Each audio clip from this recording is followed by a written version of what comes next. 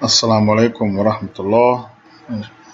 Alhamdulillah, Rabbil Alameen, wassalatu wassalam ala Imam al-Anbiya'i wal Mursaleen, Sayyidina Muhammad wa ala alihi wa sahbihi wa ansarihi wa azwajihi wa dhurratihi ajma'een, amma ba'd. Brothers and sisters in Islam, Assalamu alaikum wa rahmatullahi wa barakatuh.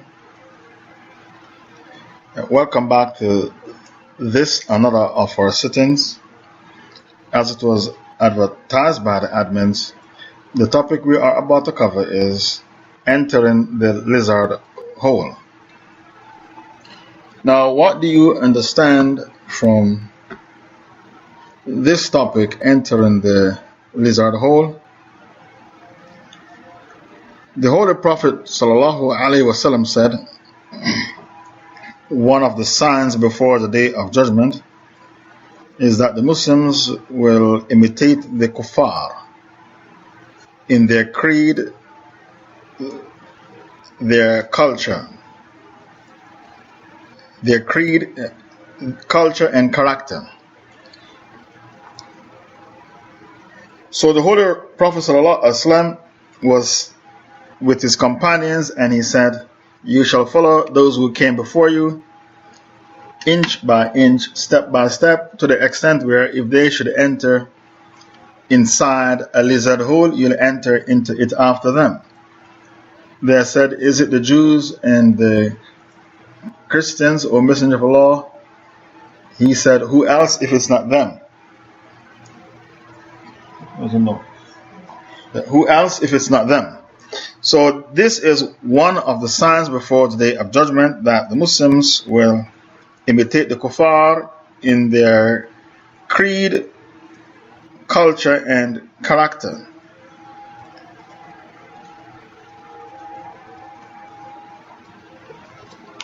Allah told us that they, the kuffar, want us to follow them. Allah Ta'ala told us on many occasions that they, the kuffar, they want us to follow them in creed, culture and character. So Allah said in Baqarah 120, وَلَن تَرْضَى عَنْكَ الْيَهُودُ وَلَن نَّصَارَى حَتَّى تَتَّبِعَ مِلَّتَهُمْ. The Jews and the Christians will never be happy with you, they'll never be contented with you until you follow their way of life, their culture. Then Allah Ta'ala, the Jews and the Christians will not be pleased with you until you follow their religion. That's all I want. You stop at the word religion. I don't want the rest of the ayah. وَلَن تَرْضَى عَنْكَ الْيَهُودُ وَلَن نَّصَارَى حَتَّى تَتَّبِعَ مِلَّتَهُمْ. They, the Jews and the Christians, will never be happy with you until you follow their religion. Stop at the word religion. Then Allah told you in Surah 68 verse 9, وَدُّوا لَوْ تُدْهِنْ فَيُدْهِنُونَ. They want you to compromise on your deen out of courtesy. They would like you to compromise on your deen out of courtesy. So they want you to copy them, they want you to behave like them, and they claim, if you compromise on your deen and behave exactly like us, you are a good Muslim because you are courteous. You are not a fanatic, a fundamentalist like those Al-Qaeda and ISIS people. You are not one of them. You are a decent Muslim. You are not a fanatic, a fundamentalist, an extremist like those people who don't budge. They are not flexible. You are a good Muslim because you are flexible. In the time of the Rasul sallallahu alaihi wasallam, they asked the Prophet to compromise on his deen. So they approached the Rasul sallallahu alaihi wasallam and said, 1 year we will worship Allah together, the Muslims and the non-Muslims, and then the following year we will worship Lat, Uzza, Hubal, Manat together, and everybody in Mecca will be happy. This is called an indecent proposal.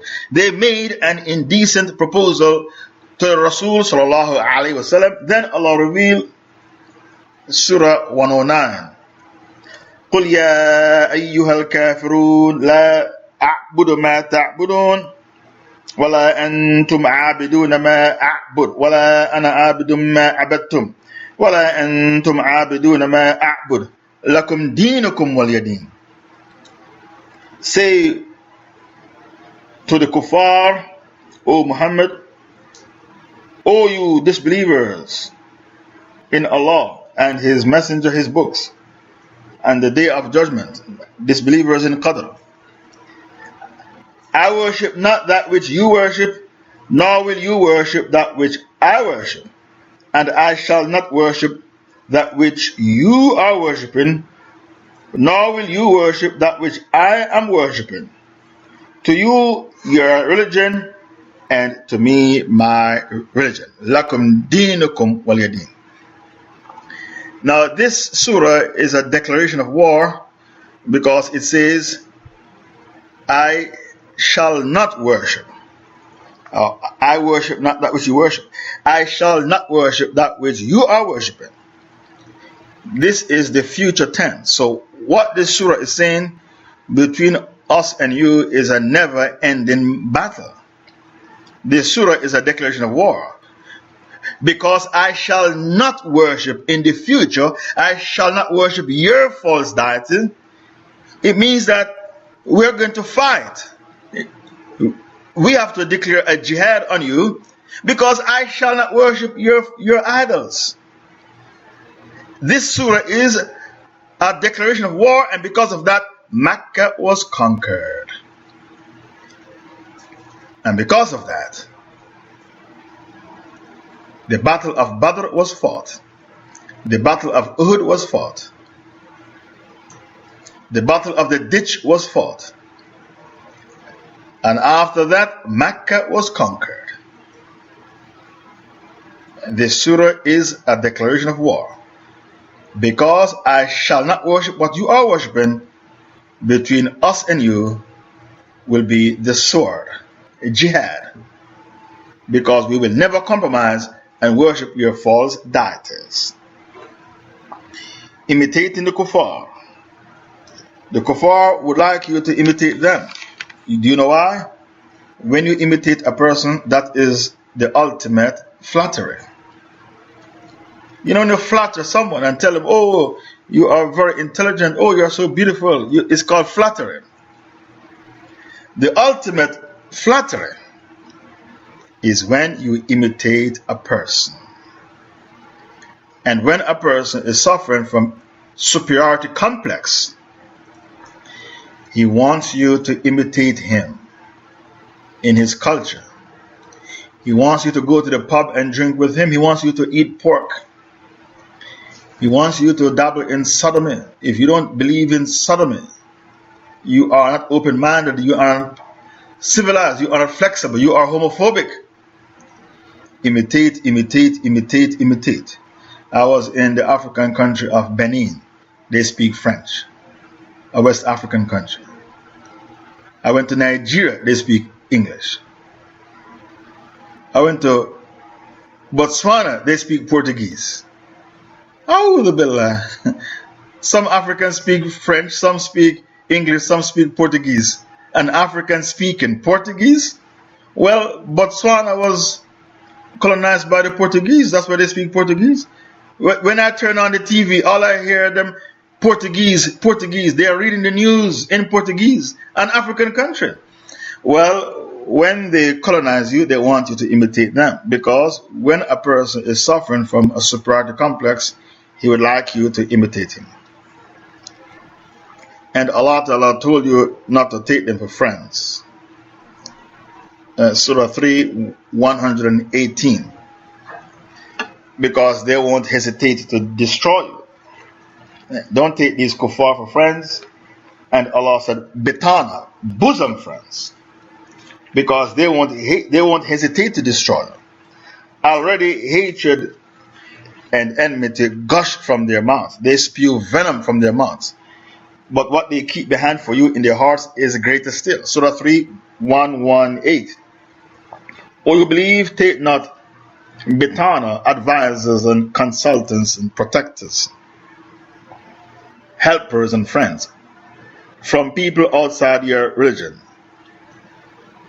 since they will not fail to do their best to corrupt you. Corrupt you means make you lose your faith. That's their ultimate aim, to make a Muslim lose his faith or her faith. Oh, they're very, very happy. The kafir will be very happy if he makes you backslide from your faith. So when Allah said corrupt you, what Allah meant in this ayah is to make you lose your faith. They desire to harm you severely. Hatred has already appeared from their mouths. They spew venom from their mouths. But what their hearts conceal is greater still, is far worse. Indeed, we have made plain to you the signs, the evidences, if only you but understand. So Allah Ta'ala told you not to take them for your bosom friends, because they will not hesitate to corrupt you. And we are more happy to live. They criticize us. They say you don't want to integrate into our society. Why do you live in a Muslim neighborhood? It's a ghetto. Come and live among non-Muslims and integrate and mix. We say to the kuffar, we are happy to live in our Muslim ghettos because we don't want our daughters to become harlots, prostitutes. We don't want our sons to become homosexuals like your sons. We don't want our Muslim children to be addicted to crack or methamphetamines. Methamphetamines, that is the white people drugs. Crack is black people drugs. I think that's what the case is. Methamphetamines. We don't want our children to become apostates. We don't want our children to suffer from inferiority complex, low self-esteem, the Stockholm syndrome. We don't want our children to be confused.com.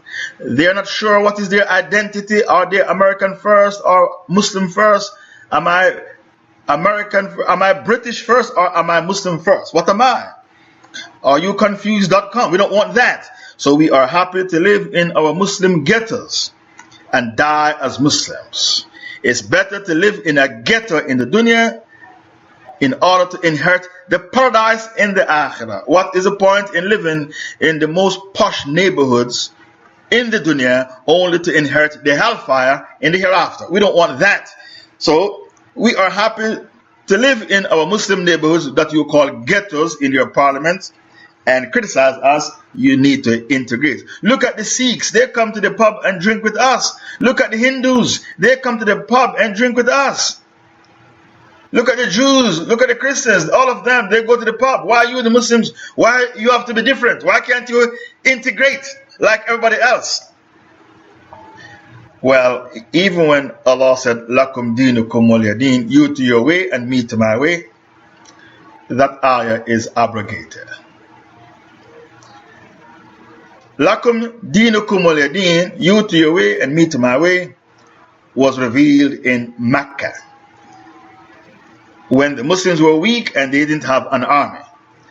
But when they migrated from Mecca to Medina and they had an army, Allah abrogated that ayah with the ayah, Surah 8, verse 39, where Allah said, وَقَاتِلُوهُمْ حَتَّى لَا تَكُنْ فِتْنَةً. Fight them till there's no more fitna. And many scholars said Surah 9, verse 5, which is called the verse of the sword, it abrogated lakum dinukum waliyadin. Surah 9 verse 5 is called the verse of the sword. It abrogated lakum dinukum waliyadin. When Allah revealed the verse of the sword, it abrogated many, many verses that were revealed in Mecca.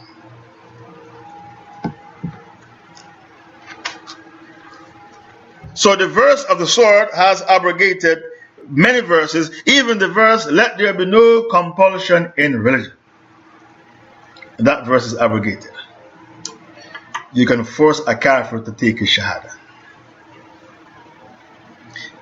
If a Muslim owes another Muslim $1,000, the qadi, the judge, can force the man to pay his Muslim brother the $1,000 he owes him. And he can say, I'm going to lock you up in prison if you refuse to pay your brother. With qiyas, you owe Allah ibadah. If you are a Hindu worshipping a black erected penis, a Muslim can say to you, either you embrace Islam or we are going to cut off your head. That is halal. Which debt is more important to pay? $1,000 that you owe your Muslim brother, or the debt you owe Allah, which is called ibadah, to worship Allah alone? The debt you owe Allah is more important to pay. This is why the scholars say you can force a kafir to take his shahada. As for the verse, let there be no compulsion in religion, that verse is abrogated with the verse of the sword. There are many verses of the Quran that are abrogated. We need to put aside a separate sitting for me to tell you which verses are abrogated. It's not our topic. I digress. It's not my topic. We need to put aside a separate sitting to discuss the verses of the Quran that are abrogated. In the early days of Islam, if a girl commits zina, you put her under house arrest. House arrest. That is Surah Nisa. Allah said in Surah Nisa verse 15, if any of your females commit zina, put them under house arrest until they die.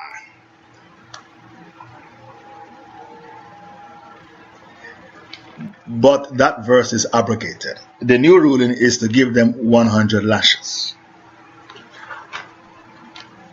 The new ruling, which is found in Surah 24, verse 2, no more house arrest, 100 lashes. That's just a second example of a Quranic verse that has been abrogated. And those of you who say no verse of the Quran was abrogated, how dare you say a verse in the Quran was abrogated? You are insulting Allah. You're saying Allah changed his mind. No verse is abrogated. I heard people like that. I've heard people speaking like that. No verse of the Quran is abrogated. Ittaqillah, fear Allah. You are trying to insinuate Allah changed his mind. Well, Allah told us in the Quran some verse he abrogated. You're so jahil, you don't read Quran. Surah Baqarah 106, Allah said, I abrogate some verses. Look how jahil you are. In Surah Baqarah 106, Allah said, I abrogate some verses. And when I abrogate a verse, I bring a verse which is better or similar to it. Ma nansakh min ayatin o nunsiha na'ti bi khair minha o mithlaha. Whatever a verse we abrogate or cause to be forgotten, we bring a better verse or a verse similar to it. Did you know that Surah Tawbah was long like Surah Baqarah? Did you know that? That's what my sheikhs told me. Surah Tawbah was the same length as Surah Baqarah. And Allah caused some verses to be forgotten. Well, I can't even go into this. Maybe I shouldn't even tell you that. I learned so many things in university. Sometimes I wonder, can you cope with the knowledge? Can you cope with the knowledge? When I was in London, I quoted a hadith and it caused big fitna. Omar proposed to the daughter of Ali and he sent her to Omar and said, if you like her, she's yours. And when she came, he lifted up her dress and looked at her leg to see if there is meat on the bone. And she said to Omar, if you were not the Caliph, Amir al-Mu'minin, I'll slap you in the face. I quoted that hadith in London and it caused big fitna. They said, Shaykh Faisal, you are slandering Omar. How could he lift up the dress of a girl to look at her leg? A very famous hadith. They said, we have never heard that hadith before, Shaykh Faisal. Are you making up your own hadith? Big fitna. So I realized there are a lot of things I learned in university. I rather keep that knowledge to myself and take it to my grave. Because you can cope with the knowledge. We continue our dars. The kuffar, they want you to follow them. And they complain, you don't live in our neighborhoods. The next chapter in bold writing, how do the Muslims imitate the kuffar?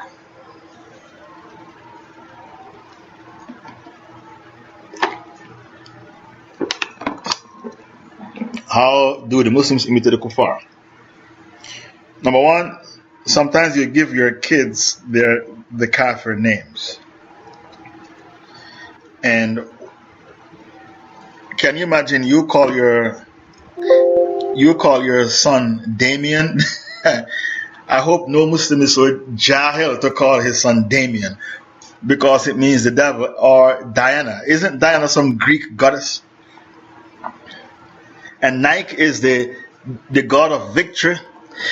To give your kids their names, that is one way you imitate the kuffar. One of the rights of the Muslim child is you give the child a good name. The first right of a Muslim child is to be legitimate. You are not allowed to bring bastard children in the world. If a Muslim woman gets pregnant from zina and she abort the child, it is halal. Abortion is halal if it's a bastard child. Abortion is even halal if the child is not a bastard child. When a woman gets pregnant, it's her right to choose. This is the Hanbali school of thought. As long as she abort the child before 6 weeks, she didn't do haram. Because the angel didn't blow the breath of life into the child.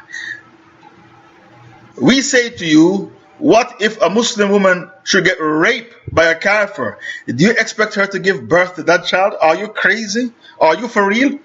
And you say to me, Ittaqillah, Shaykh Faisal. If she gets pregnant, it is qadr Allah. She is not allowed to abort the child. You don't know anything about qadr. I put it to you, it is not compulsory on a Muslim woman to be pleased with qadr. I agree. If a kafir rape a Muslim woman and she gets pregnant, it's qadr. But she's allowed to abort the child. Do you know why? Because it's not compulsory on her to be pleased with qadr. Similarly, if your child born with some deformed body parts, ears, the ears cocking out, some deformed body parts, you can do plastic surgery to correct that body part. We are not changing Allah's creation. We are beautifying Allah's creation. It was qadr Allah for the child to be born with a deformed body part. But there is nothing in Quran or Hadith that says you have to be pleased with qadr. This is why plastic surgery is halal.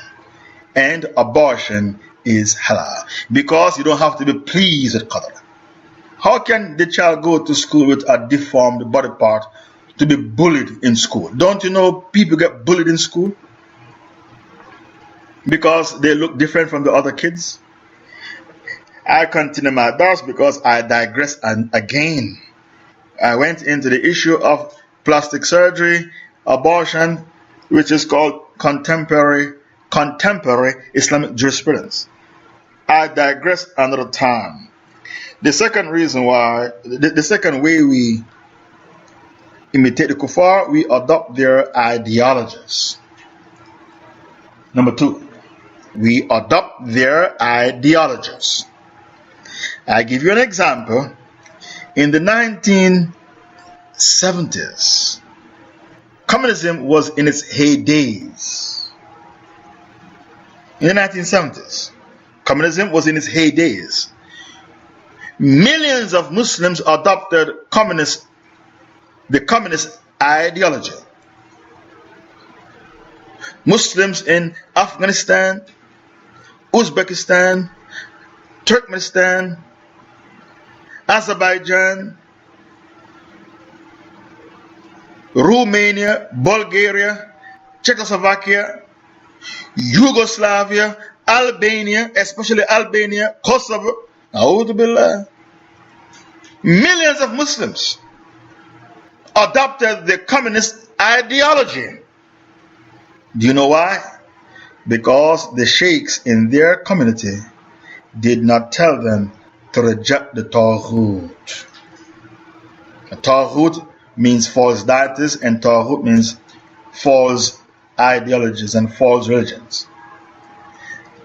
One of the problems in the Muslim world, every sheikh is telling the people to believe in Allah, but they are not telling the people to reject the Taghut. So they have the Muslim name Abdullah, Muhammad, Khadija, Aisha, and they died believing in communism. So they died as kuffar, millions of so-called Muslims. In our time, the fitna is not communism. The fitna is democracy. And we have millions of Muslims who believe in democracy. When I was in Nigeria, I found the Muslims believing in democracy. When I was in South Africa, I found Maulanas from the Deobandi movement believing in democracy, and they invite politicians to come to the masjid to beg the Muslims to vote for them, to canvass the Muslims to vote for them. ANC, the African National Congress, they changed the constitution to allow gay marriage. Yet the Maulanas endorsed the ANC party. Botswana, the same thing. All over Africa. In Pakistan, the Muslims believe in democracy. In Bangladesh, they believe in democracy. In Malaysia, they believe in democracy. In the occupied territories, in Palestine, Hamas, they believe in democracy. Millions of Muslims all over the world, so-called Muslims, they believe in democracy. Democracy is the fitna of our time. And democracy is Taghut. So if you die a Democrat, you die as a kafir to be in the hellfire to abide forever, because democracy is the greatest shirk. Listen to the definition of democracy. The government of the people, for the people, and by the people. That means the MPs, they sit in parliament and they legislate.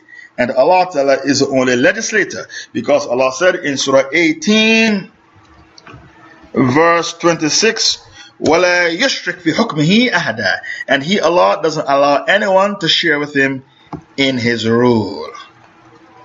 You can't be a Muslim and a Democrat at the same time. That is an oxymoron.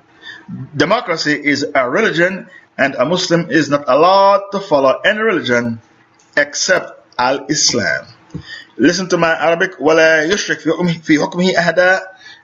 I don't want all the ayah. All I want is, and He makes none. Listen to what I want. And He makes none to share in His decision and His rule. That's all I want. And He makes none to share in His decision and His rule. That is the English, and the Arabic equivalent is وَلَا يُشْرِكْ فِي حُكْمِهِ أَحَدًا. That is the Arabic equivalent of what you just posted in English. Also, you copy them in socialism. Socialism doesn't work. Look at Venezuela. The people are starving in Venezuela because socialism doesn't work.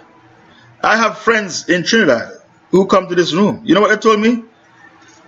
We have hundreds of Venezuelan girls who come to Trinidad to work as prostitutes. You know how much to sleep with one of them? $5 US, £3. £3.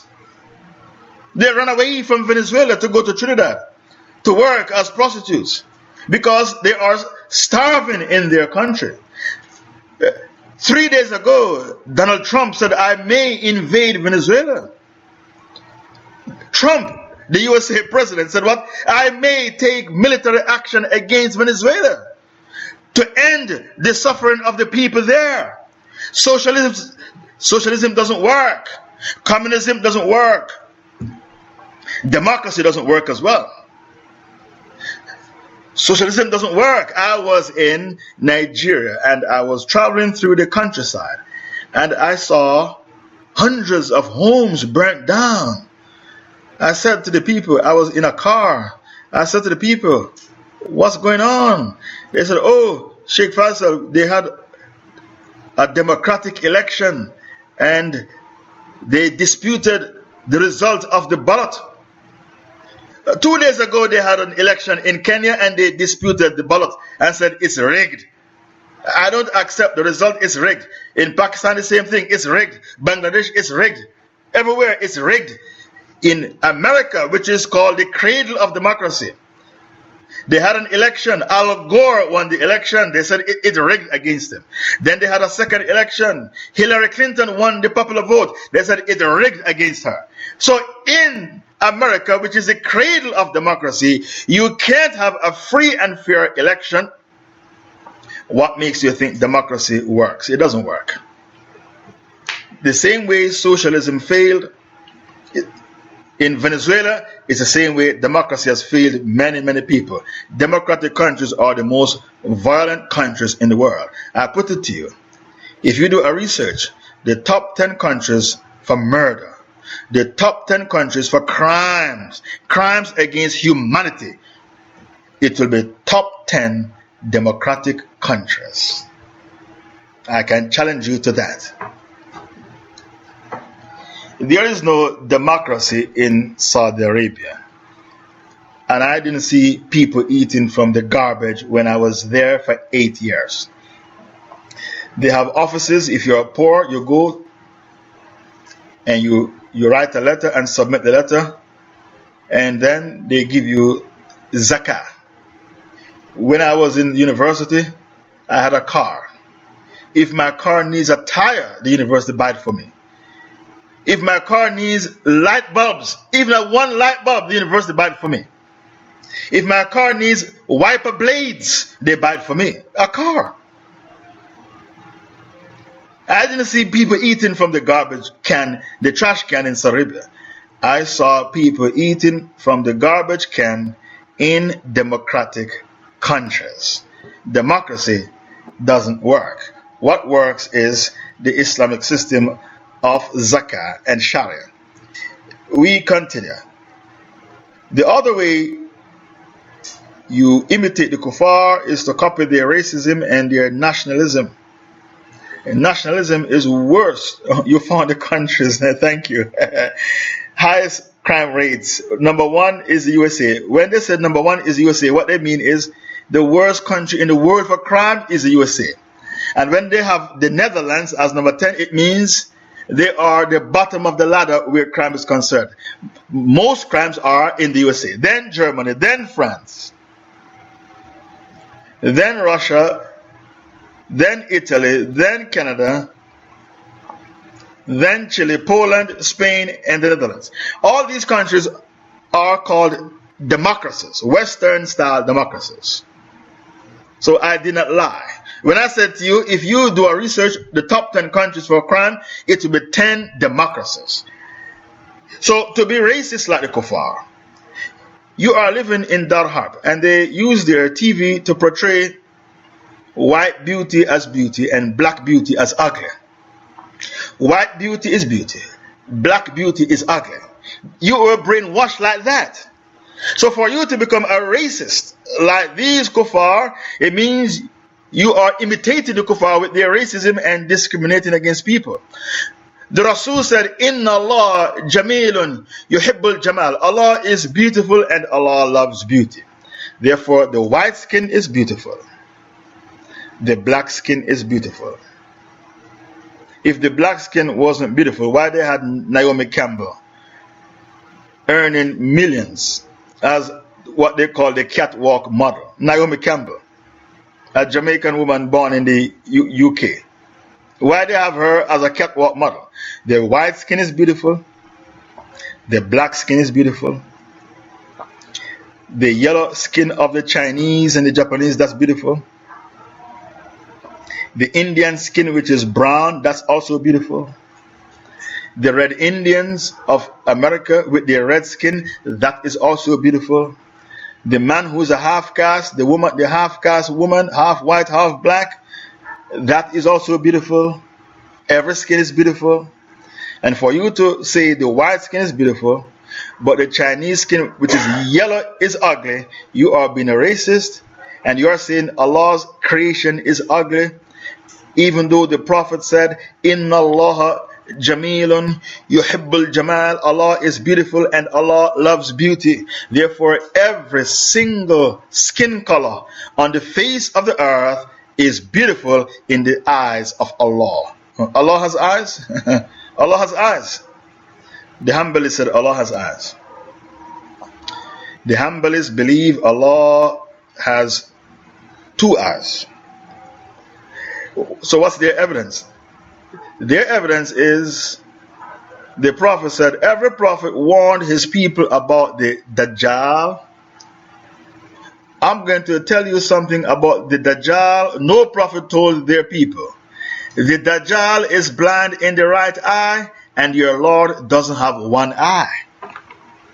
Because of this hadith, the Hanbali said Allah has two eyes, but they don't look like our eyes. And no one knows what Allah's eyes look like except Allah. Your eyes, you need light to see in the dark. Allah doesn't need light to see in the dark. And you need an equipment to look at small things. The scientists in their lab, they use an equipment, a telescope, to look at very, very small things.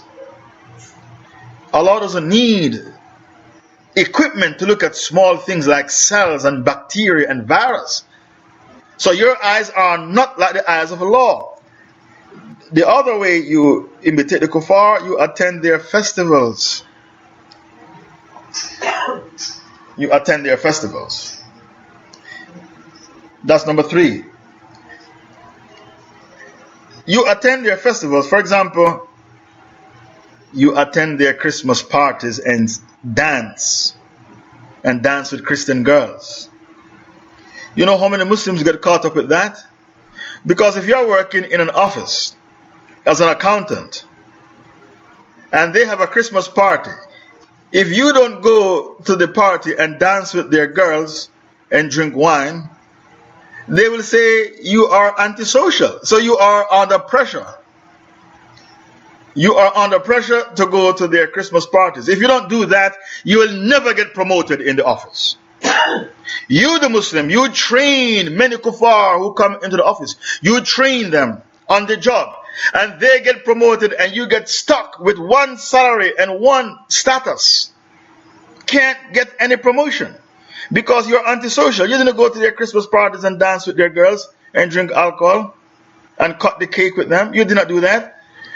So, to go to their celebrations, for example, the Christmas party, that's haram. And if you send a Christmas card to a Christian girl and put Merry Christmas, that makes you a kafir. You know why? It's like saying congratulations for bowing down to idols. Ibn Qayyim al-Jawziyah said, when you say Merry Christmas, okay, find the fatwa of Ibn Qayyim al-Jawziyah. You may think I am too harsh because you give a Christmas card to a girl who works in your office, Merry Christmas, that makes you a kafir. Ibn Qayyim al-Jawziyah said, greeting the kuffar on their Christmas occasion is haram. Why it makes you a kafir? Because they believe God beget a son, his name is Jesus, and he was born on the 25th of December, When you write a Christmas card to a girl and put Merry Christmas, you endorse that aqidah. That's why you become a kafir. So many of you who are living in Darul Harb, you have already apostated from Islam without even realizing it. Ibn Qayyim, look at the fatwa. Look at the fatwa. This scholar lived 700 years after the Hijrah. Congratulating the kuffar on their rituals that belong only to them is haram by consensus, and is congratulating them on their festivals and feast by saying a happy festival to you, or may you enjoy your festival, and so on. If the one who says this has been saved from kufr, it is still forbidden. It is like congratulating someone for prostrating to the cross, or even worse than that. It's like congratulating the man who prostrates to an idol. Abu Hanifa said, if you give an egg to the fire worshipper on the day of his festival, you become a kafir. Abu Hanifa said it. If you donate an egg to the fire worshipper on the day of his festival, said, that is my donation to your festival, your donation of one egg makes you become a kafir. And Abu Hanifa said, if a Christian is getting dressed to go to church and you help him to button his shirt, you become a kafir. If you see a Christian getting dressed to go to church and you help him to button up his shirt, you become a kafir. So you the people living in India, Pakistan, Bangladesh, and you call yourself Hanafi, I am a Hanafi. If I tell you the madhab of Abu Hanifa, it will blow your mind. Because many of you don't make takfir. You think you follow Abu Hanifa. One day I was in London and I told somebody Abu Hanifa said you can sell alcohol to kuffar. That blew their mind as well. I said to him, you're a Hanafi. I'm not a Hanafi. I'm Hanbali. And I know more about your madhab than you. Abu Hanifa said you can sell alcohol to kuffar in Darul Harb. Do you know why? Because when they die, their body and soul will be in the hellfire to abide forever. And this is a correct opinion. If you are living in the USA and you are living in a state where they allow cannabis to be sold, and you become a merchant, a Muslim merchant, selling the kuffar marijuana, you did not do anything haram, because when they die, their body and soul will be condemned to the hellfire to abide forever. And the only use a kafir has for you in Darul Harb is to make money from him. You can sell him anything. Those who have supermarkets and they sell wine in the supermarket, cigarettes, Durex, which is called the rubber, the condom, they are not doing anything haram. When you are in Darul Harb, you can sell a kafir anything, because when they die, their body and soul will be condemned to the hellfire to abide forever. You are not allowed to celebrate their Christmas. I've brought you the Hujjah. Ibn Qayyim al-Jawziyah did not mince his words. Then you have another Christmas called the Kwanzaa. Kwanzaa.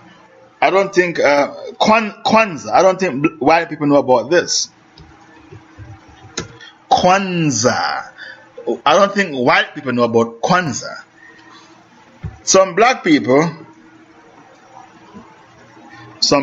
decide they won't celebrate Christmas because that's white people thing. They rather celebrate a black Christmas, which is called Kwanzaa. It started in 1966, and they celebrate on the 26th of December, and they held it for 3 days, and they dress up in African garment. It's Pan-Africanism and it's black nationalism. So it is to rebel against the Christmas, which is a white man thing. The white man started Christmas. So the blacks, they wanted their own Christmas. So they call it Kwanzaa. Celebrated on the 26th of December. It was started in 1966, and surprisingly, it was started by a Maulana from Africa. A Maulana from East Africa started it. Surprisingly. We don't want Pan-Africanism. We don't want black nationalism, because black nationalism is racism. We don't want that. The only culture we want is our Islamic culture. Why do you think people who are pious, they don't listen to Farrakhan and embrace Farrakhan movement? Because it's black nationalism. It's Pan-Africanism. The only culture we want to identify with is our Islamic culture. Because Allah said, Al-Yawma akmaltu lakum dinakum. This day I have perfected for you your religion. I've completed all my favors unto you, and I've chosen for you Islam as your way of life. Surah 5 verse 3. This day I have perfected for you your religion. Bring me the piece of the ayah I'm quoting. This day I have perfected for you your religion. I've completed all my favors unto you, and I've chosen for you Islam as your way of life. So if the deed is perfect, why do you want to celebrate Kwanzaa and Christmas? Christmas is the white man's celebration, and Kwanzaa is the black man's celebration. We don't want the white man's celebration or the black man's celebration. We want our Islamic celebration. We don't want to be identified to any race. We don't want to be identified to any nationalism. If you want to be identified with white nationalism, why don't you join the KKK? I was surprised you have the KKK, they have a black man in their movement. I saw it on YouTube. A black American, he's a musician. He's a friend of the KKK, and they allow him to attend their gatherings. And he's an honored member of the KKK, a black American. The other celebration, the New Year celebration, it doesn't make you a kafir. But it is a bid'ah, because it's not our New Year. Our New Year doesn't start with the 1st of January. Our New Year starts with the 1st of Muharram. So this New Year celebration, you are not allowed to participate in it. And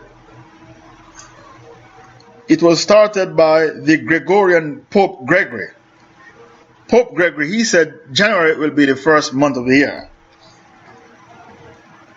The calendar that we acknowledge is the Hijri calendar, started by Omar ibn al-Khattab. When the Prophet migrated from Mecca to Medina, he made that the first Hijri year. So the Rasul sallallahu alaihi wasallam spent 10 years in Medina after the Hijrah. He lived 10 years in Medina after the Hijrah. 10 AH. That's when the Rasul died. 10 AH. The Battle of Badr was 2 AH. 2 AH means 2 years after the Hijrah. That's when the Battle of Badr was fought. And the Battle of Uhud, 3 AH. The Treaty of Hudaybiyah, 6 AH, and so on and so forth. Yes, so this is the calendar we acknowledge, the Hijri calendar. But as for acknowledging the calendar of the Christians, Pope Gregory, which is called the Gregorian calendar, and to attend New Year's parties and say Happy New Year, we are not allowed to acknowledge that calendar.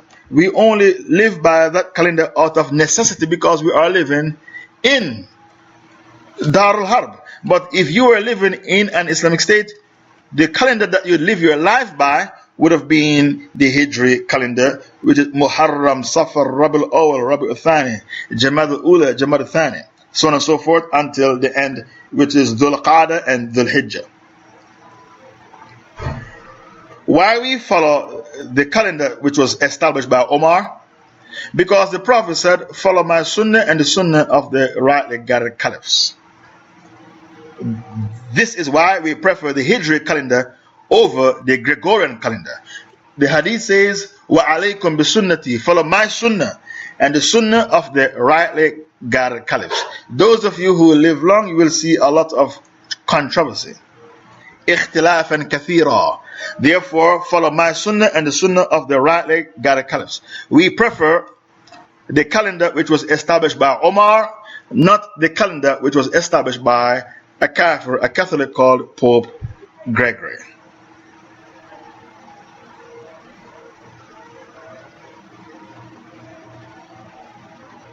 Some Muslims go to parties, Christmas parties and the New Year's parties, with kuffar friends and they dance and drink alcohol. All of this is called wasting your money and wasting your health. Abstain from drinking alcohol and smoking because you need your health. Health is wealth. Who's going to employ you if you are dying from cancer? Your health is your wealth. Do not abuse your health with haram activities. Stay away from Jahiliyyah because Jahiliyyah gives everyone a raw deal.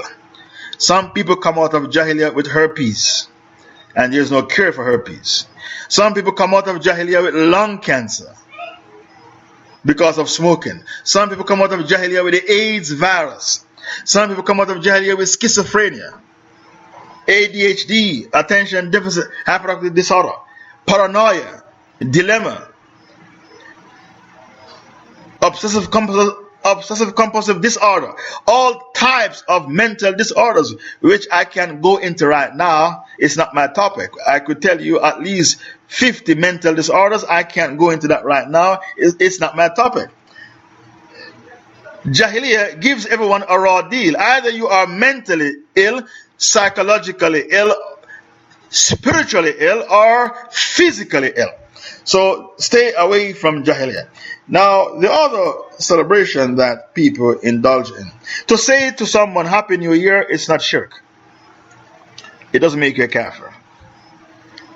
To say Merry Christmas, that makes you a kafir, not Happy New Year. Because they follow the solar calendar and we go by the lunar calendar. The moon was made by Allah and the sun was made by Allah. So whether or not you go by the sun or the moon, it doesn't make you a kafir. We go by the moon, the lunar calendar, because you're a Muslim. The kuffar, they go by the solar calendar. So their year starts with the solar calendar. If you say to a person Happy New Year, it doesn't make you a kafir. What makes you a kafir is to acknowledge Christmas and say Merry Christmas and give them Christmas cards. Now, the other celebration they have is called Valentine's Day. The 14th of February. Now, we have Christians in Egypt, Christians in Syria, Jordan, Palestine. Did you know that the Christian Arabs, they call Valentine's Day Eid? Did you know that? It's an Eid for them, and they call it the Eid of love. Eid al-Hub. H-U-B-B. Eid al-Hub. The Christian Arabs call it the Eid. The Eid of love. So on Valentine's Day in the West,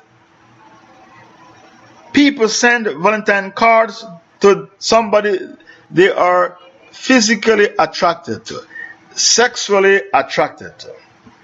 Happy Valentine's. They send them flowers. They send them chocolate bars. They send them ice cream, like Haagen-Dazs ice cream. Flowers. They send them gifts. They buy them expensive gifts. They take them to restaurants. And a lot of engagements, a lot of proposals take place on Valentine's Day. Millions of people receive proposals all over the world on Valentine's Day. Valentine's Day has its history in ancient Rome. One of the empires in Rome banned his soldiers from getting married. So what's the point in you getting married? You're a soldier. How can you take care of women and children when you're supposed to be a soldier fighting for the Roman Empire to conquer the world? So Saint Valentine used to marry these men secretly, secret marriage. The emperor found out and sentenced him to death. So he died as a martyr. And because of this story, they have Valentine's Day to commemorate and to celebrate the martyrdom of Saint Valentine. A lot of zina is committed on this day. A lot of sexually transmitted diseases spread on this day, Valentine's Day. There are Muslims who celebrate Valentine's Day. Muslims who are living in Darhab, they celebrate Valentine's Day. I read that the Saudi government gave some 4 men 32 years. Listen carefully. I read the Saudi government gave 4 men 32 years imprisonment because they celebrated Valentine's Day and they had girls, Saudi girls, at a party. And these girls were not their mahram. They were not their mahram. So the government assumed bad things took place at the party, and they received 32 years imprisonment and thousands of lashes for celebrating Valentine's Day. Now, here in Jamaica, if a man turn up at the doorstep of a girl with a car, he rented the car to take her on a date. Which car? A Honda? In our culture, Honda means take off your knickers. That's what it means. It's time for zina. Because I rented a Honda to take you out. If you should rent a Toyota, Americans don't know what the word knickers mean. Subhanallah. That's British English. If he rented a Toyota, it is 50-50. If you rent a Honda to take you out, oh, it's time for zina. That's what the Honda is, an innuendo. The Honda car is an innuendo. A lot of zina takes place on Valentine's Day. A lot of STD are being transmitted on Valentine's Day. That is a very evil celebration, the 14th of February. The Arabs, they call it the Eid of love. A'udhu billah. Which Arab? The Christian Arabs. And when they take the girl to a posh restaurant on Valentine's Day, why they take her there? For sex. They want sex. Why? There is no such a thing called a free lunch. Is there such a thing called a free lunch? That doesn't exist. You are living in a capitalist society. So if a man is taking you to a posh restaurant, expensive restaurant, where one plate of food might be $30, $40, how can you not expect that the man wants something in return? There is no such a thing called free lunch. So because of that, date rape. There is a lot of date rape on Valentine's Day because the woman went out with these men and they think it's a free lunch and the man has something else in his mind because there is no such a thing called a free lunch. The other festival that they celebrate is Halloween. I hope no Muslim celebrate Halloween. A black musician befriends Kiki. Yes, that's the guy. That's the same guy.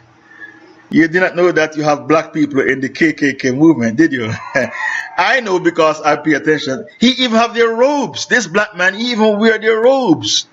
I saw him showing his robes that he have in his wardrobe. The KKK robe. I need to pay attention to these things because I have to pay attention to fiqh al-waqa. I can't be a dinosaur. Halloween. Did you know Halloween is the second biggest celebration in America after Christmas?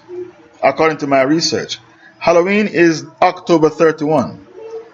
To dress up like ghosts. Why is it that Halloween was enacted? The Europeans were afraid of ghosts. Listen to the history behind Halloween. The Europeans were afraid of ghosts, and they think the ghost will harm them.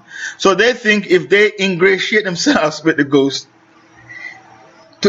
by ingratiating ourselves with the ghost, by dressing like the ghost will not harm us. And Allah spoke about Halloween in Surah 72 verse 6. Surah 72 verse 6. Allah spoke about the practice of Halloween. Not Halloween exactly, but it can be applied to Halloween. Because Allah said some men from among the human beings were afraid of the jinn and they sought help with the jinn. And verily there were men among mankind who took shelter with the masculine among the jinn. So they tried to seek help from the jinn because they were afraid of the jinn. These Halloween people, they were afraid of the jinn. They were afraid of the ghost. So they dressed up like the ghost to ingratiate themselves with the ghost for the ghost not to harm them. Halloween is the festival of the ghost. The same way they called Valentine the festival of love, Halloween is the festival of the ghost and magic. Halloween is haram and you are not allowed to participate in such ridiculous activities. Magic is shirk. And you are not allowed to be Gothic. You, the Muslim, you are not allowed to dress like the Gothic. The other celebration is the birthday celebration. Now, what is the history behind celebrating birthdays? The first people to celebrate birthdays was the pharaohs of Egypt. These pharaohs of Egypt, they had a god complex. They thought they were gods. Even the pharaoh said, Ana Rabbukum al-Ala, I am your Lord the Most High. I am your Lord the Most High. They had a god complex. So they celebrated their birthdays and they made it incumbent, mandatory on the Egyptians to celebrate the birthdays of their pharaohs. Then the Greeks copied the Egyptians and started to celebrate birthdays in Greece and in Europe. But the birthdays of Europe took on a different twist. In Egypt, only the pharaohs celebrated their birthdays.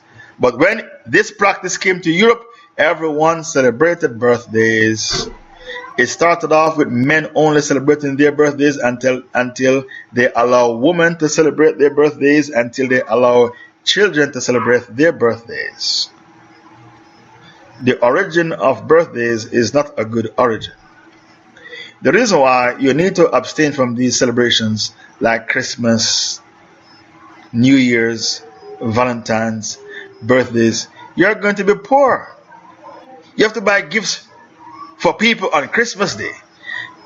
Then you have to buy gifts for people on Valentine's Day, your loved one, your admirer, the person you admire. Then you have to buy gifts for people on their birthdays. Gifts. You're going to be poor. And that's putting pressure on you to come up to fork out gifts. You know how many people become bankrupt after January because they have to buy gifts for everyone in their family and their extended family? All these celebrations are haram and it is a bid'ah. The Prophet was the best person to walk earth and he didn't celebrate his birthday. Abu Bakr Siddiq was the best Sahaba, he didn't celebrate his birthday. Omar, Uthman, Ali, Aisha, they were better than us. We don't deserve the honor to tie their shoelace. They were better than us, yet they did not celebrate their birthdays. So why do you want to celebrate your birthday? Also, if a woman has 3 kids, 4 kids, where will she get money to celebrate the birthday of all these kids? That's very expensive. That's putting unnecessary financial burden on the person by making it incumbent upon the person to celebrate birthdays. You celebrated the birthday of my sister. Why don't you celebrate my birthday? The child will say that. So you are obliged to celebrate the birthday of all 4 kids. That's expensive. Celebrating your personal birthday, it doesn't make you a kafir. To attend the birthday celebration of a Muslim, it is a bid'ah, but it doesn't make you a kafir. However, my Shaykh said, celebrating birthday is a bid'ah, and it is not of our practice. Now, the next chapter is celebrating the birthday of the Prophet Muhammad. The Muslims, when they conquered Egypt, I asked my sheikhs where it came from. The Muslims conquered Egypt. They conquered Syria. And they saw the Christians celebrating the birthday of Jesus. So they said, how can the Christians celebrate the birthday of their prophet and we don't celebrate the birthday of our prophet? What happened to us? Don't we love our prophet? How can they love their prophet and we don't love our prophet? We have to celebrate our prophet's birthday as well. And so the Muslims, they started to celebrate the birthday of the prophet. This is what my sheikhs told me when I asked them where it came from, celebrating the birthday of the Prophet Muhammad. They said when the Muslims conquered Egypt and Syria, they found Christians there, and they found them celebrating the birthday of Jesus, Isa. So the Muslims said, how can they celebrate the birthday of their prophet, and we don't celebrate the birthday of our prophet? What's wrong with us? Don't we love our prophet? And so the Muslims, they started to celebrate the birthday of the Prophet Muhammad sallallahu alaihi wasallam. Every country in the world celebrate the birthday of the Prophet except Saudi Arabia. You can't stop the Muslims from celebrating the birthday of the Prophet Muhammad. Impossible. This is a bid'ah we have to accept is going to continue until the day of judgment. The only way we can stop this bid'ah is if we conquer these Muslim countries and implement Sharia, and the Caliph stop the birthday celebration of the Prophet Muhammad sallallahu alaihi wasallam. Right there on YouTube, I saw some Pakistanis, they bake a big cake, and then they cut the cake with a knife, and they start to clap their hands. Happy birthday, Ya Rasulullah! Happy birthday, Rasulullah! Right there on YouTube. Maybe many of you saw the clip already. Every country in the world, they celebrate the birthday of the Prophet Muhammad sallallahu alaihi wasallam. The only country where they don't celebrate his birthday is Saudi Arabia. And when they celebrate the birthday of the Prophet, they recite poems and they recite hadith that are fabricated. One of the hadith that they like to recite when they celebrate the birthday of the Prophet is, when Adam ate from the haram tree, he was sad because he did a sin.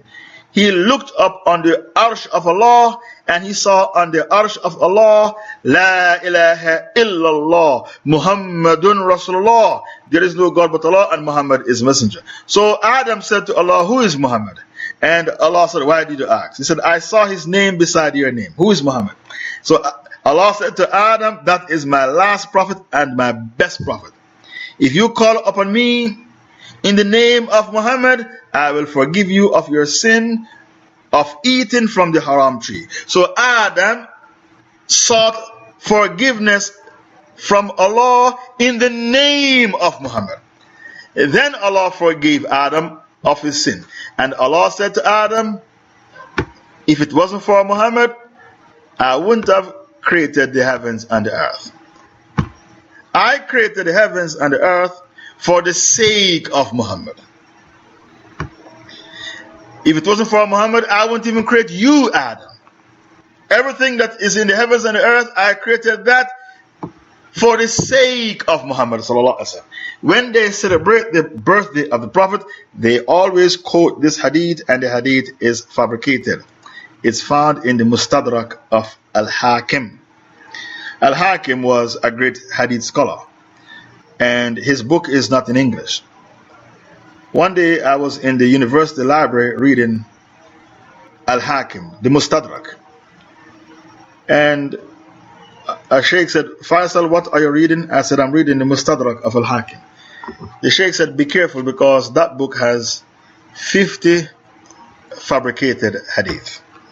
That book you are reading, it contains 50 fabricated hadith. The way Al-Hakim compiled his book, Bukhari and Muslim, they dump some hadith because they didn't trust those hadith.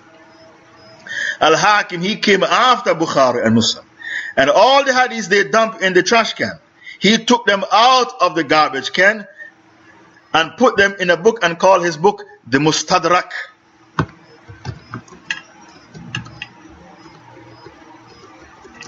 The word Mustadrak means to correct a mistake which was made in history, to correct a historical mistake. So his attitude is, when Bukhari and Muslim dumped these hadiths, who gave them the right to dump these hadiths? So he went after them and took them up out of the trash can and put them in a book called the Mustadrak. Mustadrak, to correct a historical mistake. His book is a very good book. but it has 50 fabricated hadith. Therefore, you need a hadith scholar to go through that book with you. You can't go through that book by yourself, you need a hadith scholar. This is why my sheikhs told me that book has 50 fabricated hadith.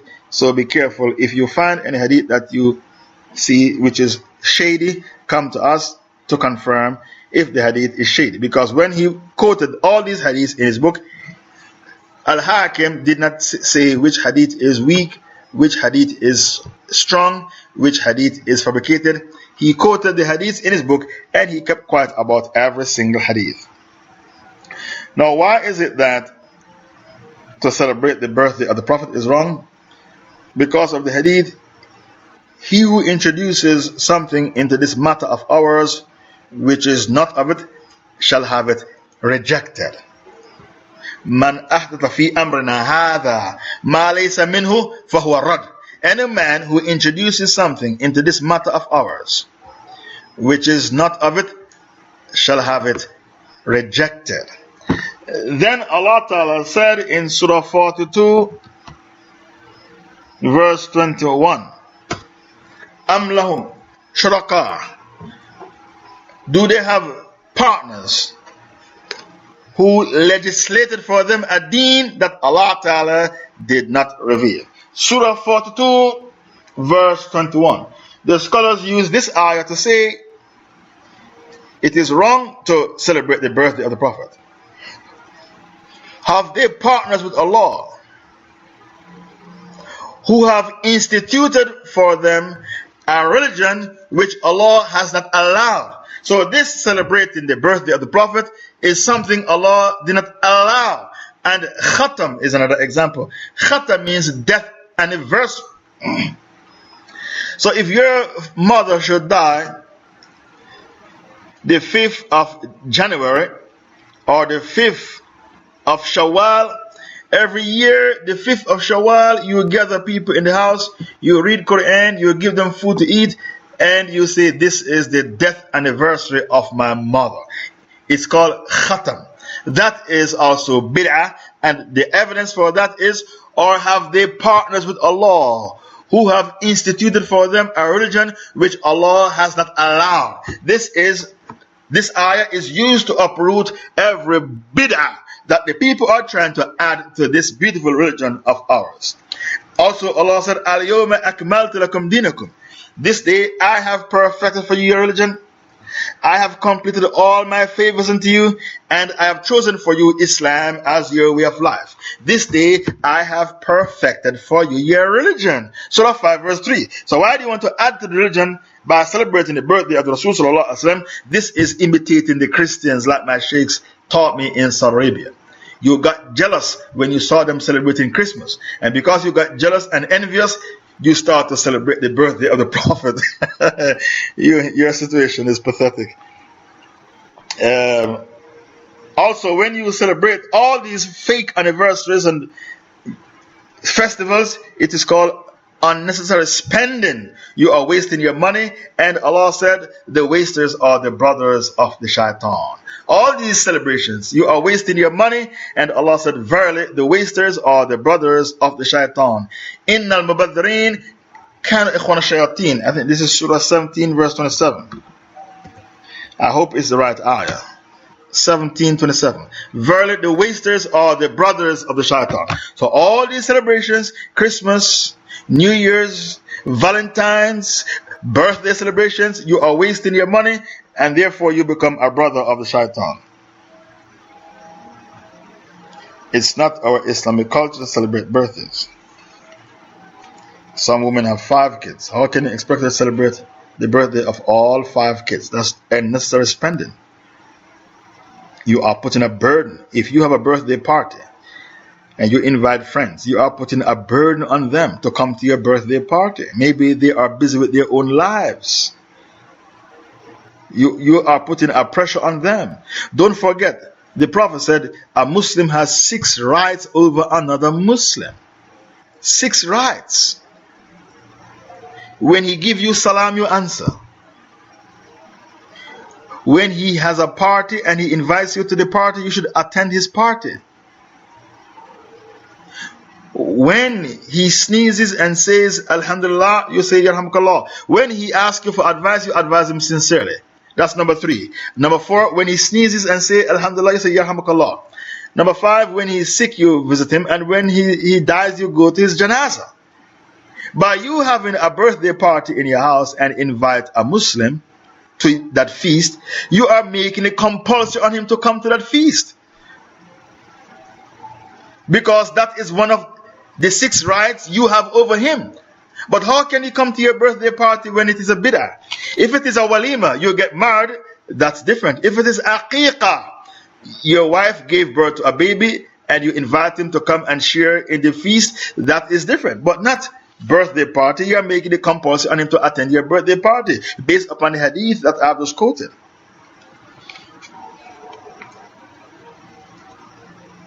In some countries, some people use their birthdays to extort money from people. In the Caribbean, a person will say to you, tomorrow is my birthday. Today is my birthday. Because he wants to extort money from you. He expects you to give him money or a gift. They use their birthday to extort money from people or to extort gifts from people. This is how detrimental it is for the society when you celebrate birthdays. The Rasul said the best speech is the book of Allah, and the best guidance is the guidance of Muhammad, and the worst matters are the newly invented matters. Every newly invented matter is a bid'ah. Every bid'ah is a going astray, and every going astray leads to the nar, the fire. Celebrating the birthday of the Prophet or other people's birthday is a bid'ah. The only celebrations that we acknowledge are 5. The five celebrations we acknowledge. The 5 celebrations we acknowledge.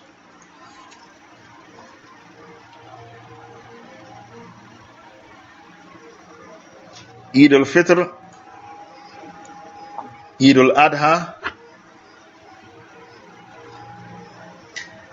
Eid al-Fitr, Eid al-Adha, Walima, Aqiqah, Q, and Jumu'ah. Every Jumu'ah is an Eid. If you want to celebrate, why don't you celebrate Jumu'ah? Every Jumu'ah is an Eid. When I was on my African tour and they asked me to give khutbahs on Fridays, they invited me for a feast after the khutbah, and the food was the same status as Eid, because Jumu'ah is Eid. Because of that, you are not allowed to fast on Jumu'ah days, makruh. Now, if you get married to your wife,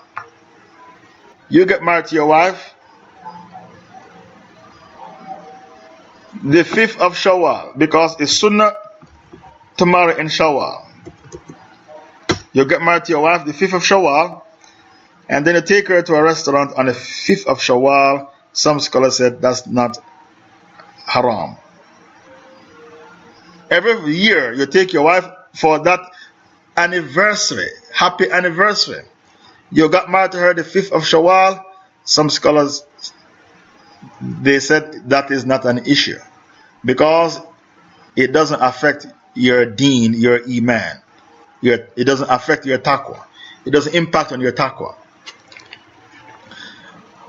Also, Salman al-Awda made a big fitna in Saudi Arabia when he contradicted Bin Baz. Bin Baz said, to celebrate your birthday is haram. Salman al-Awda said, it's not haram, it's makruh. For people living in the West, makruh. Now, if you go to a restaurant on your birthday,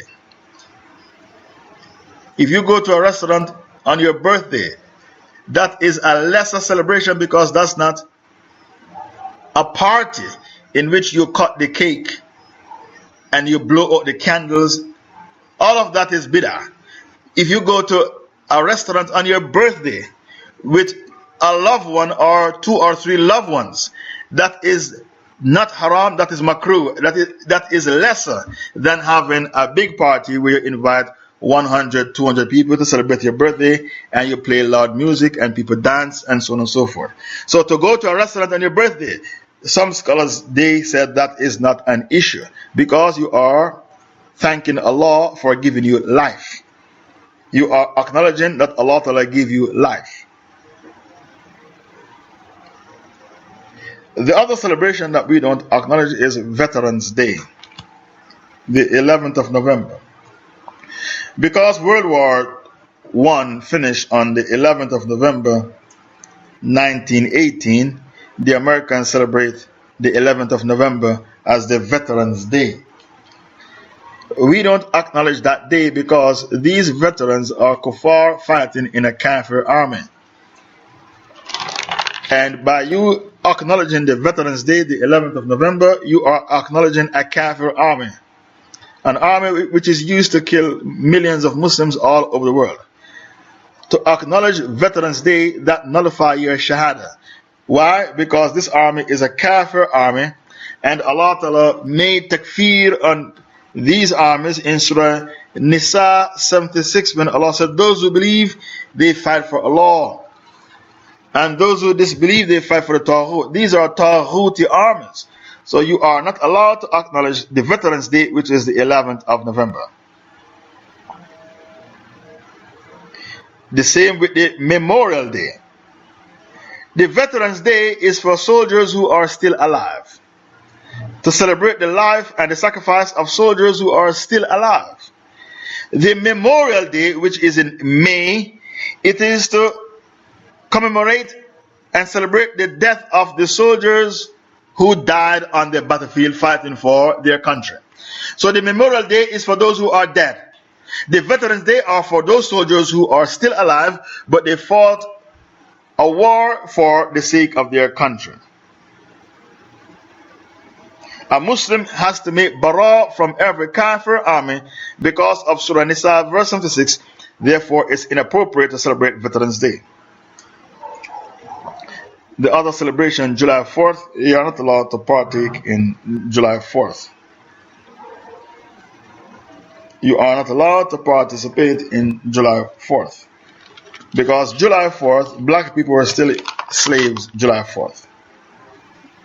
The July 4th, black people were still enslaved. So what type of independence was that? You are not allowed to participate in July 4th because the only celebration we acknowledge is Eid al-Fitr, Eid al-Adha, the Aqiqah, the Walima, and Yawm al-Jum'ah. Every Jum'ah is an Eid, therefore you should have your best meals on Jum'ah Day. Now, the other celebration is Thanksgiving. Thanksgiving is one of those celebrations that has divided the ulama of Islam, and they split right down the middle about it. The last time we were here, which was Monday, I spoke about Thanksgiving. And it has some very bad things attached to it in the past.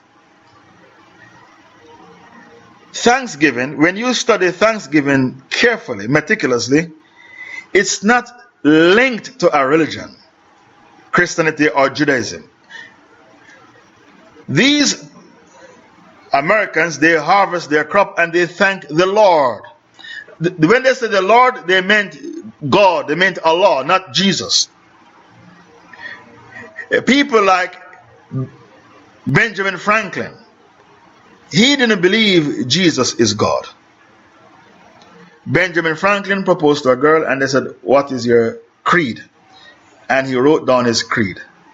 Benjamin Franklin didn't believe Jesus is God. The correct opinion about Thanksgiving is because it's not linked to any religion, and the Americans, they harvest their crops and they thank the Lord for their harvest. If you gather with your family on Thanksgiving Day with the niyyah, listen carefully, with the niyyah to uphold family ties, you did not do anything haram. That is my last verdict in regards to Thanksgiving. My final verdict, after deliberation, after many research, lengthy consideration, deliberation, reflecting on this issue, Thanksgiving is not linked to any religion. The Americans, they harvest their crops and they thank the Lord for their harvest. When they say they thank the Lord, they don't mean Jesus, because the founding fathers of America, one of the founding fathers, Benjamin Franklin, he did not believe in the divinity of Jesus. He was too intelligent to believe Jesus is God. Benjamin Franklin was too intelligent to believe God came from the womb of a woman. So a Muslim living in America who attend a Thanksgiving dinner with his family to mend families for the purpose of upholding family ties, if that is his intention or her intention to attend the Thanksgiving dinner, they did not do anything haram. That is my final verdict in regards to Thanksgiving. We are continuing our dars imitating the kuffar. A lot of Muslims imitate the kuffar in regards to their sins and vice. For example, they drink alcohol, especially the ones living in Europe and America. They drink alcohol. Let me remind you, the Rasul sallallahu alayhi wasallam said in a famous hadith, if you drink alcohol, you have no salah for 40 days and 40 nights.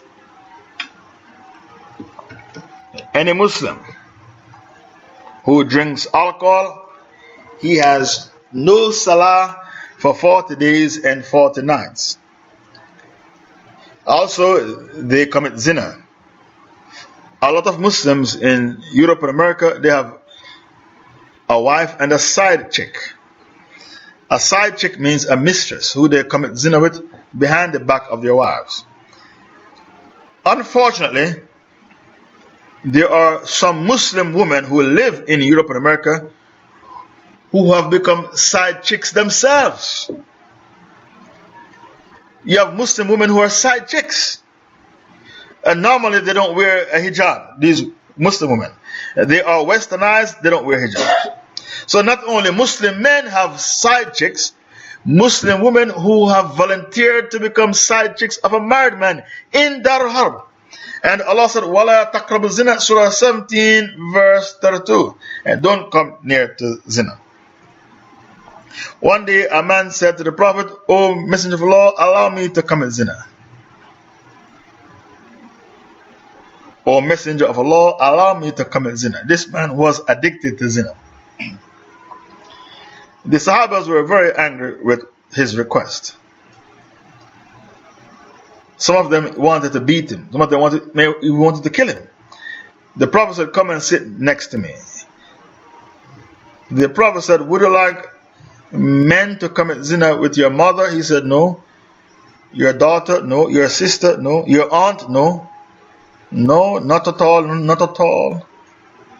I don't want any man committing zina with my mother, my daughter, my sister, my aunt, my maternal aunt, my paternal aunt. The Prophet said, likewise, the men in our community, they don't want you to commit zina with their mothers, their daughters, their sisters, their aunts. They don't like it. Ahmad ibn Hanbal said, any society in which zina becomes widespread, killing becomes widespread. If you impregnate a beautiful 16-year-old daughter of a man, he's going to kill you. Even in Jamaica, a kafir in Jamaica will kill you. You impregnate his daughter. There was a taximan in here in Jamaica. He got killed and his money was not stolen. The person who killed him didn't even touch his money. And then I heard from the grapevine, he impregnated the daughter of a man. This taxi driver impregnated the daughter of a man. Ahmad ibn Hanbal said, any society in which zina becomes widespread, murder becomes widespread. You can't go to Pakistan and impregnate the daughter of a man. You can't go to Jordan and impregnate the daughter of a man. You can't go to Saudi Arabia and impregnate the daughter of a man. You're going to die. He's going to kill you. because you drag the honor of the family through the gutters. That's what you are guilty of. You drag the honor of the family through the gutters. So when the Rasul said to the man, would you like someone to commit zina with your mother? He said no. The Prophet said, likewise, the men in our Muslim society do not want you to commit zina with their mothers. When the Prophet explained to him the ramifications of zina, no one hated zina more than this man.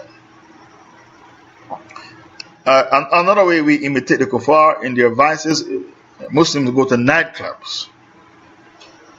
A lot of Muslims in Europe and America, they go to nightclubs. You even have sometimes a hijabi turn up in a nightclub in hijab. I've seen a video like that. Somebody sent me a video like that. Let's hope it's not fake. I've seen hijabis in nightclubs dancing.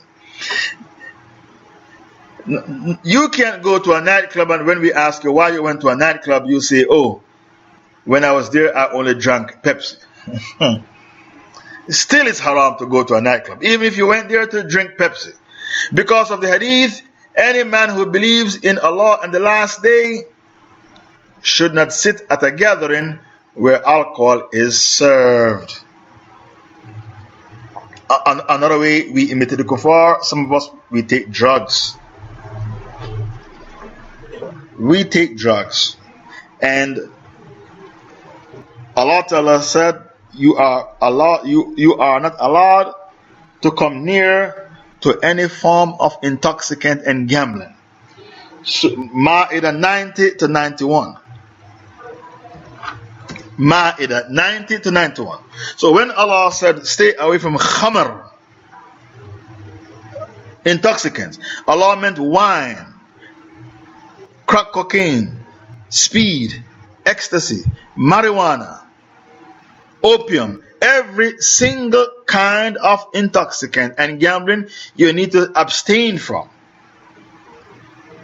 You are not allowed to take drugs. You are not allowed to go to casinos because of this ayah. You cannot go to casinos to gamble.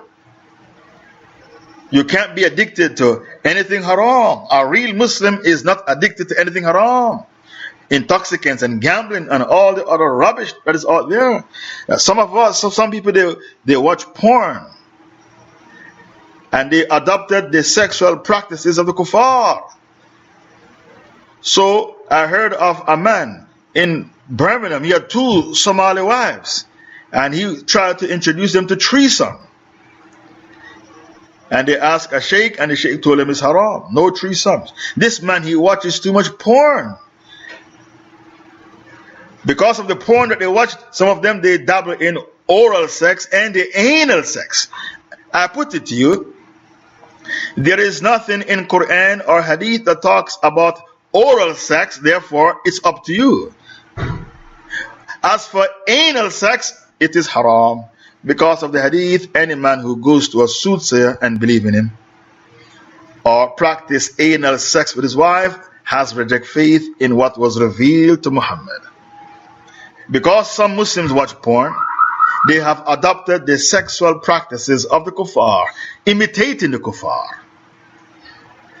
They want to introduce their wives to threesomes if they have 2 wives. They dabble in oral sex and the anal sex because they see these things on porn. I put it to you, threesomes haram. As for oral sex, there is nothing in Quran or Hadith that spoke about it, so that is up to you. As for anal sex, that is haram. That is haram. And in my personal opinion, oral sex is despicable. Oral sex is despicable. That's my opinion. I don't agree with Bilal Phillips on everything he says, but at least he got this right. Oral sex is despicable. He wrote a book, The Ansar Cult in America, and he refuted them for promoting oral sex in their community. We continue. As for the gambling, some of you are addicted to gambling because you imitate the kuffar. The Prophet said, if you say to your Muslim brother, let us gamble, just to say to your Muslim brother, let us gamble, you have to give away in charity at least $100 in charity. That's the nisab. $100 in charity. You have to sacrifice a lamb just to say to your Muslim brother, let us gamble. A'udhu billah. May Allah save us from that. As for the other way, the other thing that they imitate the kuffar with, gayness. There is no such thing as a Muslim gay. Our topic is entering the lizard hole. Entering the lizard hole. You are living in the West and you saw gay churches. And you said, oh, look, they have gay churches. How can they have gay churches? What about our gay mosque? And you open the gay mosque. It's not a mosque. Gay mosque. That's an oxymoron. It's a temple. And stop saying Shiite mosque. It's not a mosque, it's a temple. Allah made takfir on the gays in the Quran. Surah 51, bring me from the Noble Quran. 35 to 36. Allah said, we brought out from Sodom and Gomorrah all the believers. And when we looked at Sodom and Gomorrah, we could only find one Muslim family, Prophet Lut and his 2 daughters. If Allah did not pronounce gays to be Muslims, who gave you the right to call them Muslims? You say, oh, Shaykh Faisal, you don't understand the ayah. What Allah meant is they did not take their shahada. That's right. You know why the gays didn't take their shahada? Because they realized it's impossible to reconcile their gay lifestyle with the pure teachings of Islam. That's right. I agree with you. They didn't take shahada. You know why? When they look at Islam, they realize it is impossible to reconcile their gay lifestyle with the teachings of Islam. So they didn't make a laughing stock of themselves by taking their shahada. A gay cannot be a Muslim. Any man who believes a gay can be a Muslim, that man is rejecting faith in the Quran. He's a kafir. The word gay means the gay is a community. They are a lifestyle. Gay is a belief. It's a religion. It's a belief. It's an ideology. It's a community. It's a lifestyle. So when you come out of the closet and say, I am gay, you are no longer inside the fold of Islam. Stop listening to the wicked scholars. They want to do to Islam what they did to Christianity. Christianity is finished. Christianity is finished. They want to do to Islam what they did to Christianity. Stop listening to the wicked scholars. There's a man in America called Shoaib Webb from Oklahoma. I think he has moved to Boston. Now, he passed a fatwa. The American Constitution allows people to get married. So if 2 men get married, that is fine. And he called himself an imam. When I was on my South African tour, there was a gay imam there called Mohsen Hendricks.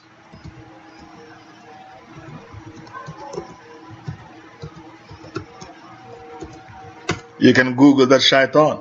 Mohsen Hendricks. They asked me to come on the radio station to refute him. He went to Pakistan to study Islam and he came back as a gay and opened a study circle, and he called his study circle the inner circle. The other sheikhs in South Africa, they call him the shaitan. They didn't even call him a kafir. The word kafir is too mild. They call him the shaitan.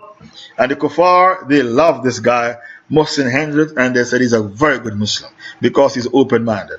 The kuffar, all over Europe and America, they love this guy, Mohsen Hendricks. They said he's a very good Muslim because he's open-minded and he's flexible. If you call yourself a gay imam, they say you're the best imam. These kuffar, they are so desperate to corrupt us. They want us to go to the hellfire with them. They want us to keep their company in hellfire. The kuffar, they wrote about Muslim Hendricks, and he's a wonderful imam because he's open-minded. He has a study circle called the Inner Circle, in which he allows the LGBT community to come to his study circle to study Quran. LGBT studying the Quran? A'udhu billah. A'udhu billah. What Quran can you study? You're making a laughing stock of yourself. You imitate the kuffar by worshipping the Prophet Muhammad sallallahu alaihi wasallam. So the Sufis who worship the Prophet, we call them the Christians of the Ummah. So by you praying to Muhammad, you saw the Christians praying to Jesus, and they said, in Jesus, in the name of Jesus our Lord, amen. That's how the Christians pray. You have imitated the kuffar and you pray to Muhammad. That's Christianity. The goofy Sufis, eh? Number 7. Gayness is number 7. This is number 8. Sorry. Gayness is number 7. This is number 8.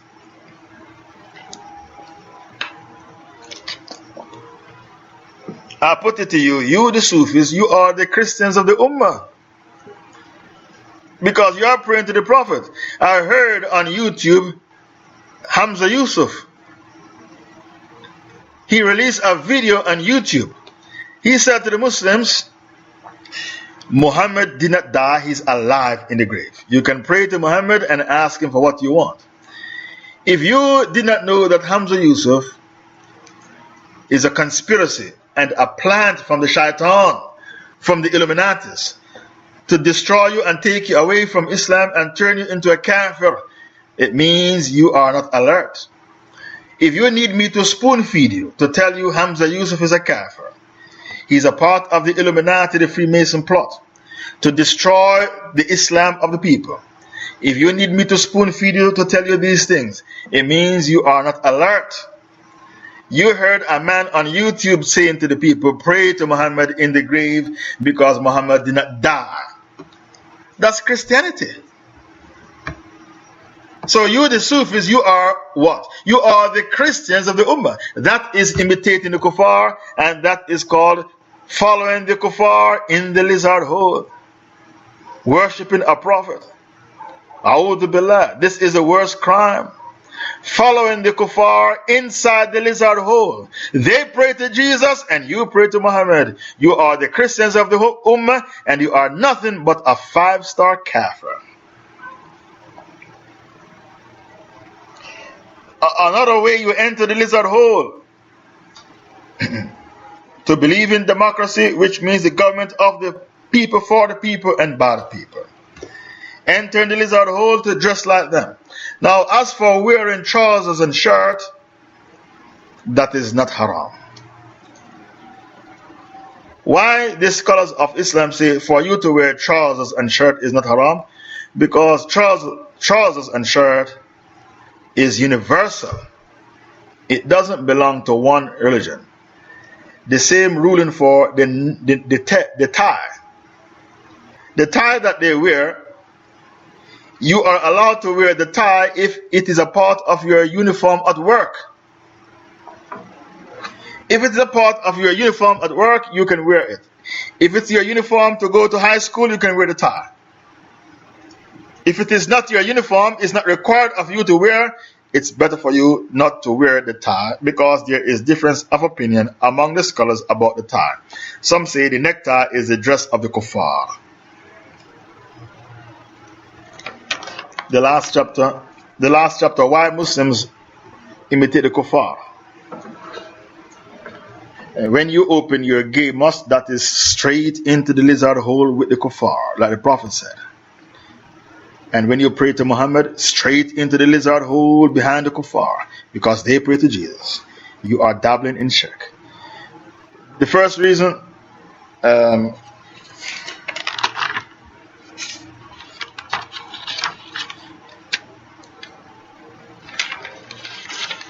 low self-esteem. The first reason why Muslims imitate the kuffar, low self-esteem. Many Muslims are suffering from low self-esteem. So they imitate the kuffar to feel better about themselves. They imitate the kuffar to feel better about themselves. Number 2, inferiority complex.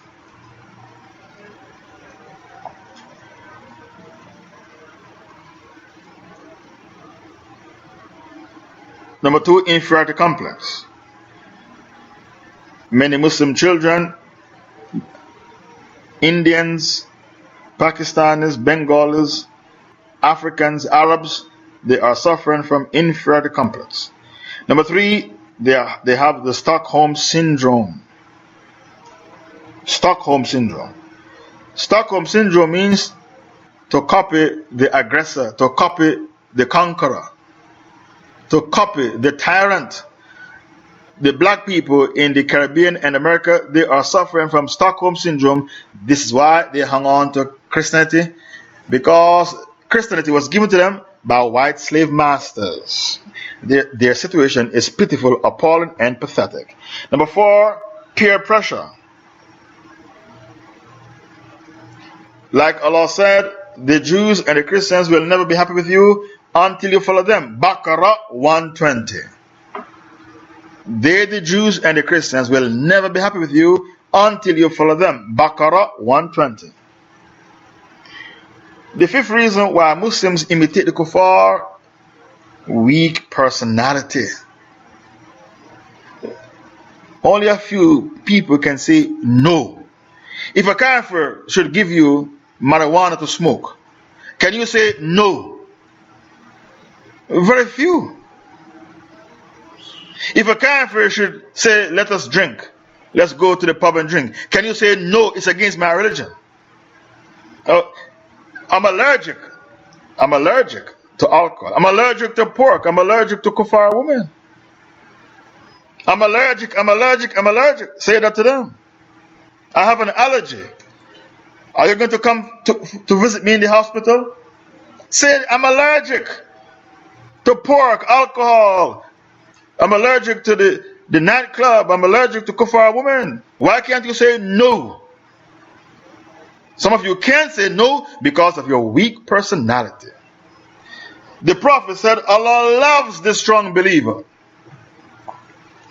The strong believer is better in the sight of Allah and more loved by Allah. Allah preferred the strong believer over the weak believer. You need to have a strong personality, not a weak personality. Number 6, trying to please and appease the kuffar in the name of politeness. The 6th reason, trying to please and appease the kuffar in the name of politeness. I want to be polite, so I went to the staff party to dance with the girls. We have a staff party. I went there to dance with the girls and to drink with them. I don't want them to think I'm a fundamentalist and a terrorist. If I don't go, they'll think I'm ISIS supporter, I'm Al-Qaeda. I don't want to look like Al-Qaeda or ISIS, fundamentalist, fanatic, terrorist. So I have to go to the staff party to dance with the girls and drink with them. I have to please and appease the kuffar. It's called politeness. That is the 6th reason why you imitate the kuffar.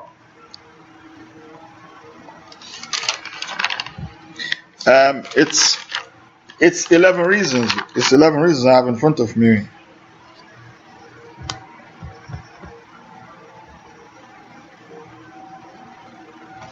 It's not 10 reasons, I'm sorry, it's 11 reasons.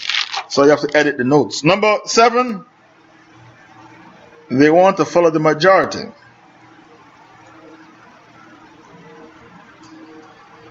They want to be with the majority.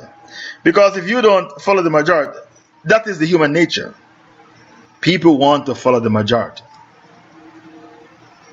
People don't want to stand out like a sore thumb. If I am the only Muslim child in my high school wearing the hijab, that's too difficult. I'm going to take off the hijab. I'm the only Muslim girl in the high school. So it's best to send your kids to a high school where you have at least 50 Muslim girls in hijab. Go and live in a Muslim neighborhood where you have at least 50 Muslim girls going to school in hijab. That's what I did with my daughter, my stepdaughter, when I was in London. I was living in a Muslim neighborhood. You have Muslim girls in hijab going to school. 12-year-old girls. 13-year-old girls, 14-year-old girls, 15-year-old girls. So for her to fit in that school, it was very, very easy. People don't like to stand out like a sore thumb. They want to go with the majority. So if the majority of people in that country are Christians, they want to live their lives like Christians. But Allah has cursed the majority in the Quran. On many occasions, Allah cursed the majority. Surah 6, 116. If you follow the majority of people on earth, they are going to lead you away from the path of Allah. The ulama use this ayah alone to flush the dodgy aqidah down the drain of democracy. Allah cursed the majority. If you obey the majority of people on the earth, they will lead you away from the path of Allah. And Allah said, most of mankind, they don't know. They don't have proper knowledge. Surah 7, 187. Just bring me the part that I quote the last sentence. Most of mankind, they don't know. They don't have proper knowledge. They're just guessing. Most of mankind are ignoramus. Then Allah said, most of mankind are ungrateful to Allah. Surah 30, Surah Baqarah 243.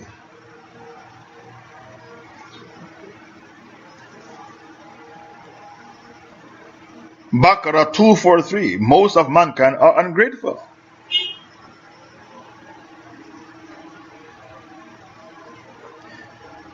Then Allah told the Prophet Muhammad, most of mankind will never believe. Okay, thank you for the ayah. Baqarah 243. The majority of people are ungrateful. They are ungrateful to you, and they are ungrateful to Allah. They use you for money. They use you for sex. They use you for your contacts. They use it for your knowledge. Then they dump you. The gold diggers. If they don't thank Allah, how will they thank you? Allah give them life. You didn't give them life. Allah said the majority of people will not believe. Surah 12, 103. وَمَا أَكْثَرَ النَّاسِ وَلَوْ حَرَصْتَ بِمُؤْمِنِينَ. Surah 12, 103. Allah told the Prophet Muhammad the majority of people will never believe. The majority of people will die as kuffar. Then Allah said, those people who claim to believe in Allah, even when they believe in Allah, they commit shirk with Allah. Surah 12, 106. Those people who said we are believers, we believe in Allah, even when they say they believe in Allah, they worship false deities with Allah. They can't single out Allah for ibadah, for worship. They have to commit shirk with Allah. The majority of people. Then Allah said, from out of every 1,000, only one will go to paradise. What more evidence you want? Look at the hadith. Out of every 1,000, only one will go to paradise. 999 are going to go to the hellfire. What more evidence you want, brothers and sisters? Tell me. Why you want to follow the majority? The masses are asses. Don't follow the crowd. Follow Quran and Sunnah, not the crowd. Now people copy the kuffar, imitate the kuffar, because they want to follow the crowd. I brought you many Quranic verses where Allah cursed the crowd. Where is the hadith I quoted? Only one will go to paradise from the 1,000. 999 will go to the hellfire. What more evidence you want? I brought you Quran. I brought you hadith. What more do you want? Why do you want to go with the majority? Stay away from the majority. Akthar nas, the majority of people will always be evil. The 8th reason why we imitate the kuffar.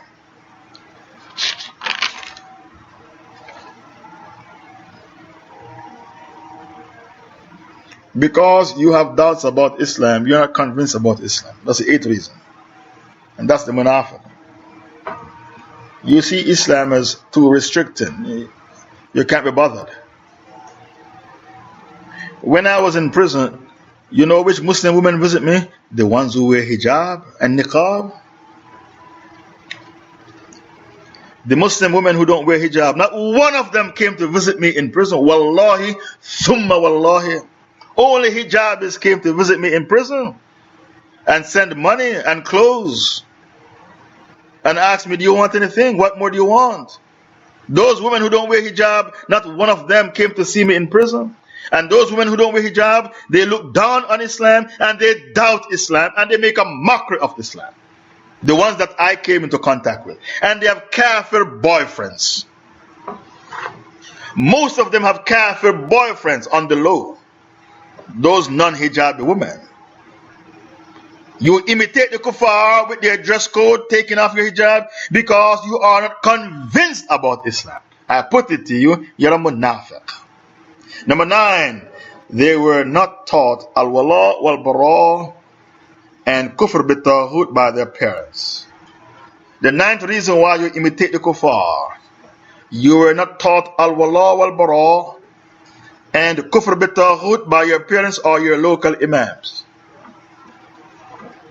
You were not taught al-wala wal-bara.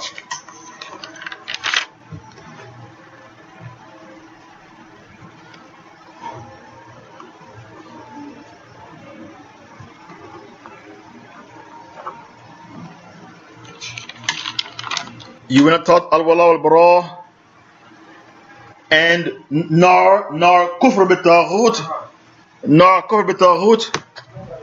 by your parents or local imams.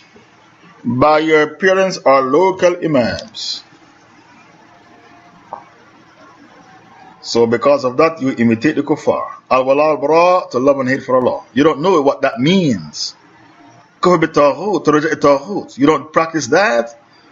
Your parents didn't teach you this principle, nor your local imams. Number 10, weak iman. Weak iman causes you to imitate the kuffar. Number 11, curiosity. Curiosity?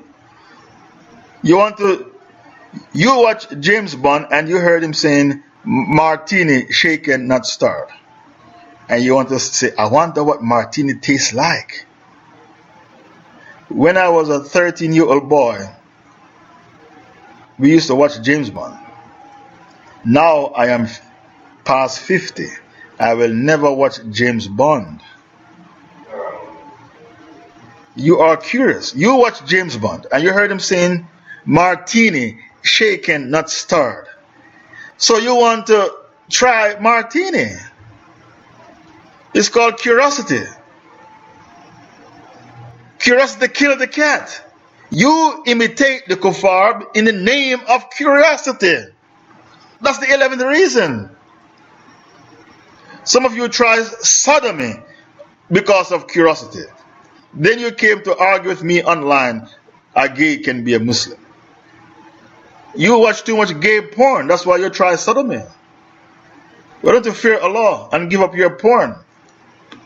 You watch so much porn, gay porn, child porn, so many different porn. You are filled with curiosity. You want to experiment. Curiosity killed the cat. Ittaqillah, fear Allah. Curiosity is the 11th reason why you imitate the kuffar. The 12th and last reason is the influence of the media. The influence of the media, especially Hollywood and Bollywood. You want to be like the stars you saw in Hollywood and Bollywood. These stars in Hollywood and Bollywood, they drink alcohol, they commit zina. They drink alcohol, they commit zina, they go to casinos. And the media, the influence of the media has destroyed you. Darul Harb has destroyed you. I put it to you. Darul Harb has destroyed you. These 12 reasons They are my evidence that you are destroyed by Darul Harb. These 12 reasons I gave you. These 12 reasons cause you to imitate the kuffar. You need to leave. Go and live in Mecca or Medina. So Arabia may not be a perfect place to live, but at least you won't see gay advertisement there. Teletubbies, that's gay cartoon. Gay cartoon in front of you, Teletubbies. Dragon Ball Z, what is that? That's black magic cartoon. The Simpsons, that's atheist cartoon. You were destroyed since you were a child. Sesame Street, two men living together. What's their name? Bert and Ernie. Bert and Bernie. Ernie. Two men living together in Sesame Street.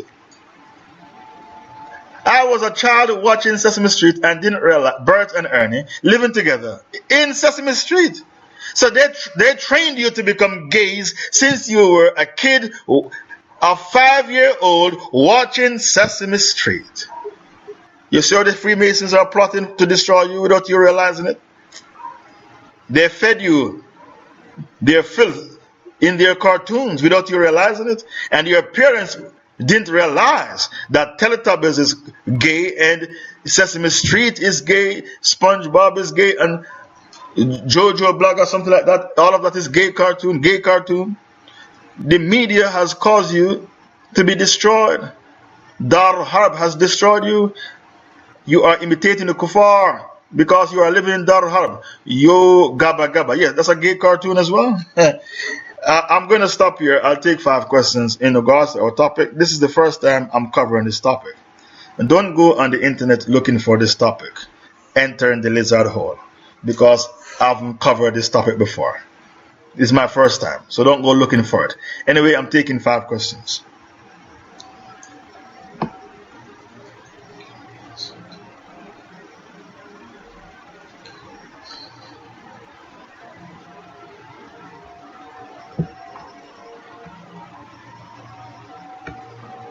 Bismillah. What is the Islamic rule about eating at a non-Muslim home, pagan, Hindu? If you are a Hindu revert, which we have hundreds and thousands of Hindu reverts, and they invite you for a meal, and you are absolutely sure that they bought their meat from the halal butchers, because they are your family, you can go for the meal. Because the Sahabas had pagan parents and they did not make bara from them, they lived with them until they take Shahada. For example, Abu Hurairah, his mother was a kafir. He lived with her until she took Shahada. So because the Sahabas didn't make bara from their pagan parents, they lived with them and ate with them. If you can be sure that your Hindu relatives bought the meat from the halal butchers and they cook for you and invite you, you are allowed to go if it's not one of their pagan holidays. It's just an innocent invitation and not one of their pagan holidays. Next question. I'm taking 5 questions.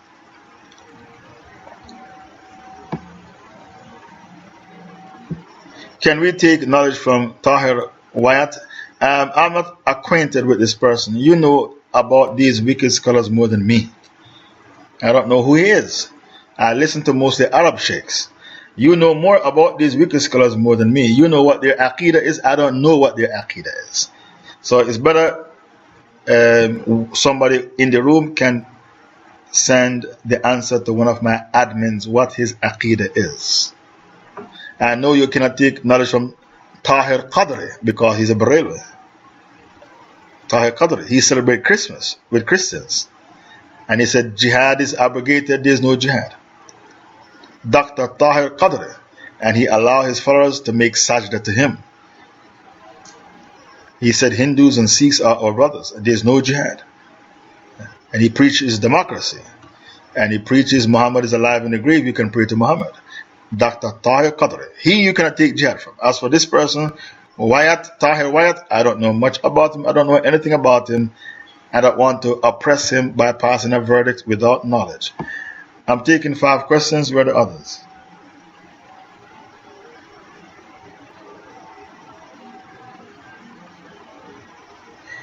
I don't see any more questions. I think everything I said was understood.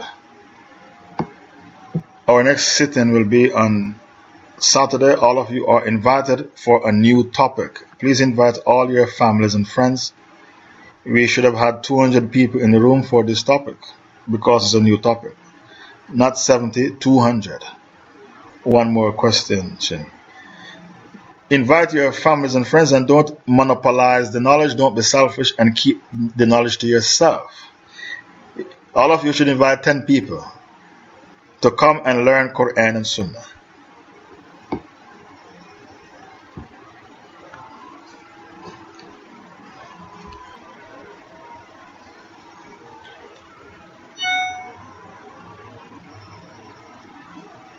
I've heard you say sending your kids to kufar school is haram, but today you said it's okay. Please clarify. Sending your kids to kufar school while you are living in Dar Kufr or Dar Harb is something that you cannot escape. Therefore, if you send your kids to a kufar school in which your kid is the only Muslim kid in that school, that is not permissible and the kid may apostate because of peer pressure. But if you move into a Muslim neighborhood and you have a large Muslim population and you send your kid to a Kafir school in which you have at least 100 kids in the school who are Muslim, then that is not haram. But when you isolate a kid, live in a Kafir neighborhood, you isolate the kid, and that kid is the only Muslim kid in the school, that is haram because you subject your kid to undue pressure, which is called peer pressure, and the kid may apostate from Islam and suffer from inferiority complex. I hope that is clear. Is there a jihad currently in the world, and which country is jihad being waged sincerely? Any Muslim country which is invaded by the infidels, the jihad is legitimate. Kashmir is a very good example where the jihad is legitimate. Occupied Palestine, that's a legitimate jihad because the Holy Land is occupied by the kuffar. So any Muslim country which is invaded by the infidels, the jihad is legitimate because the Prophet said, you are not allowed to accept occupation. I can see 5 questions in front of me. 1, 2, 3, or 4 questions. Or one last question before we close. One of the aims and objectives of jihad is to liberate every inch of Muslim land. When I was in the UK, I spoke on the aims and objectives of jihad. I got 9 years. When I went to South Africa, I gave the same speech. The South Africans turned a blind eye. They didn't say, oh, Shaykh Faisal, you have overstayed your welcome. Leave South Africa. We are taking you into custody and then we're going to deport you and make you persona non grata. They didn't say that. They turned a blind eye. They allowed me to tour South Africa and leave quietly.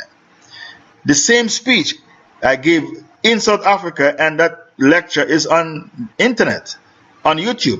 Jihad, its aims and objectives. The South Africans turned a blind eye. But I got 9 years for that same topic when I was living in the UK. So when the white man said freedom of speech, he's lying. He doesn't believe in any freedom of speech. When the white man said freedom of speech is not for Muslims, it's for prostitutes and homosexuals and for the KKK, the Ku Klux Klan, not for you, the Muslims. And this is why the white man gave me 9 years. That was the last question. I'd like to thank all the admins who made this dars a possibility. Subhanakallahumma wa bihamdik, ashhadu an la ilaha illa anta, astaghfiruka wa atubu ilaik. I will now relinquish the mic.